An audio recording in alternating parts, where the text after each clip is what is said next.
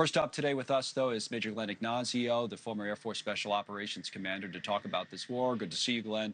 And I just wonder, with the president adding that 5:30 news conference about whether there's some sort of a big announcement, if we're entering some sort of a new phase, and either way, what phase do you see, or how do you see this war big picture?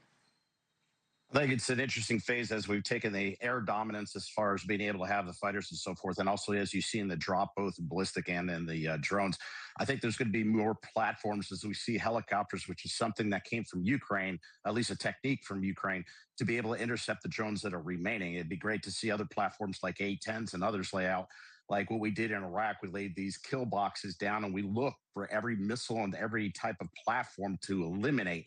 That would be great to see that, to completely take that threat out.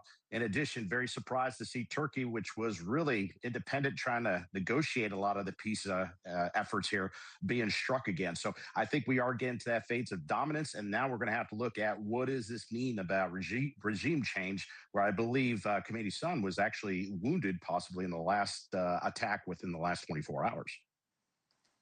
Yeah, it's interesting in terms of regime change and whether there's ground forces that are needed. I know the Kurds have been the subject of a lot of speculation, but also the president not ruling out U.S. Special operators at the very least. As we wait to hear from him, we did hear from his Secretary of State earlier, Marco Rubio, and here's part of how he characterized things. Rubio.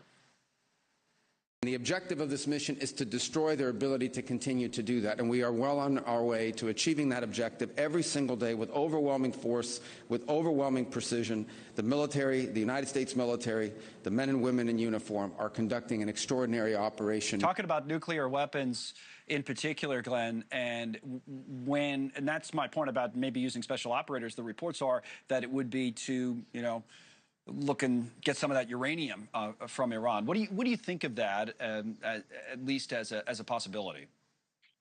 Well, it's always a possibility, especially with special teams. But at the same time, it's knowing precisely where those particular assets are. So that's always going to be a complexity to this, because that was one of the original targets of strikes some time ago. So that is definitely the case. At the same time, if there's more of getting the regime changed, more of a binding environment where it's pro-American and so forth, those forces could do that, or those organizations could do that, versus us putting boots on the ground. Of course, that is one of the things, is that the uranium's not enriched. So if it's not, is that a weapon system that's going to be exported, or at least technology is going to be exported to other countries? Hopefully not. So it may be one of those situations we can sort of park that. But again, the special forces teams are always known to do that. I hope that we don't have to push to that, and we can maybe get that negotiated out as far as who takes over the next regime.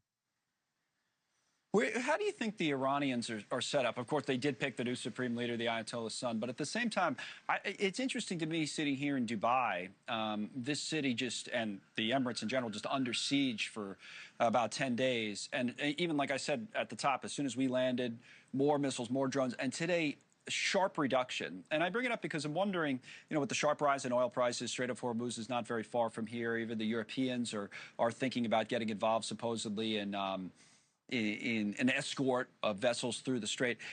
Is it a waiting game? Are we waiting out the Iranians till they run out of firepower? Is Iran changing tactics and going after oil facilities like they did in Bahrain, and not targeting places like this anymore? Any sense?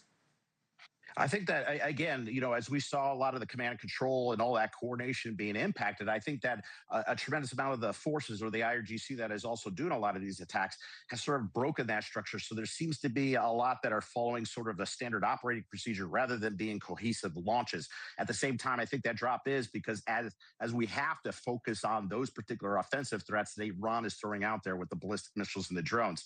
So I think that's the case. Again, what you're talking about, the Straits of Hormuz, it's very interesting because, again, the area is only 25 miles down in Ras Al Khaimah, which is the last emirate down there.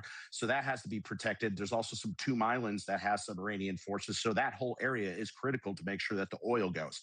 Back to what you were saying about UAE. Again, UAE was very close with Iran. As I mentioned before, the leader of Abu Dhabi, Dubai, and Sharjah are married into Iranian families where their wives are Iranian. So to see that much launch against UAE is really problematic. Again, they targeted the desalination in Bahrain, probably because the giant fleet, the U.S. Navy fleet is there. But again, it's very interesting that these forces, Saudi and others, may be actually brought in as defensive forces, and that maybe is an increase where we see the decrease in attacks. That would be the best way, as we see Israel and the United States doing the tactical offensive operations in Iran. What about the Europeans? It was Macron, the president of France, Emmanuel Macron, who brought it up earlier that they might help the ships get through the strait. I know the U.S. has talked about a naval escort as well. I mean, what about any kind of European involvement? And there's been back and forth as well between Trump and Starmer, UK and U.S. Yeah, absolutely right. I think because of, again, they're very resistant as far as the offensive operations around, but back into the defense of protecting both the oil as far as the Straits of Hormuz. The UK marine traffic and safety is there located in the UAE that does all the issues that happens to deal with piracy and everything. So, but I think that the UK and others in France could really be over there, again, from a defensive nature of protecting the foreign countries that are our allies versus being offensive in Iran. So I believe that that would be the best case for us. The more assets we have, the better for doing that job. Okay, just curious, Glenn, as well, before we wrap this up, about where you stand on the mission, how it's been articulated, if it's clear. Pete Hegseth, the defense secretary, was on with 60 Minutes on how far this all might go, and here's part of that. People ask boots on the ground, no boots on the ground, 4 weeks, 2 weeks, 6 weeks, go in, go in. President Trump knows, I know, you don't tell the enemy, you don't tell the press, you don't tell anybody what your limits would be on an operation. We're willing to go as far as we need to in order to be successful.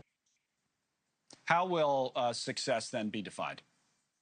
That's exactly the point that we need to define so that there's always an exit strategy, which is the things that we did lose or did not define both in Iraq, Afghanistan. Again, learning lessons and not going back to that, but exactly that. So I listened to it. A lot of the information I get, operational security, but it was also vague as far as what the delivery is a regime change. These are very difficult things to do, to have a regime change, and the activities are significant. So again, strategic or at least objectives as far as exit strategy of what needs to be achieved, I think really needs to be defined, and we need to get that. In addition to that, we also have to curtail and be careful about what Israel is doing, because as they struck those fuel depots and everything, they're impacting the citizens as well. So we can't turn that. So that is the interesting part and the dynamic we have to balance right now. It is a pivotal time to define those objectives. We're going to talk about that later in the show. It seems like there was some American frustration or upset that Israel might have gone too far in striking those oil depots the way they did. Thank you, Glenn, for your time, all your experience on these issues.